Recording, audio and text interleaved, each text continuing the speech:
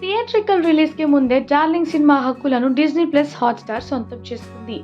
August 2 లేదా 3 వీక్‌లో ఈ కామెడీ మూవీ ఓటీటీలోకి రానున్నట్లు చెబుతున్నారు. డిజ్నీ ప్లస్ హాట్‌స్టార్‌లో తెలుగుతో పాటు తమిళం, మలయాళం, కన్నడ, హిందీ భాషల్లో ఈ మూవీ స్ట్రీమింగ్ కానున్నట్లు సమాచారం. 'డార్లింగ్' మూవీతో అశ్విన్ రామ్ డైరెక్టర్‌గా టాలీవుడ్‌లోకి ఎంట్రీ ఇచ్చారు. హనుమాన్ నిర్మాతలు నిరంజన్ రెడ్డి, చైతన్య రెడ్డి ఈ సినిమాను ప్రొడ్యూస్ చేశారు. 'డార్లింగ్' మూవీపై ఫస్ట్ డేనే దారుణంగా నెగిటివ్ కామెంట్స్ వినిపించాయి.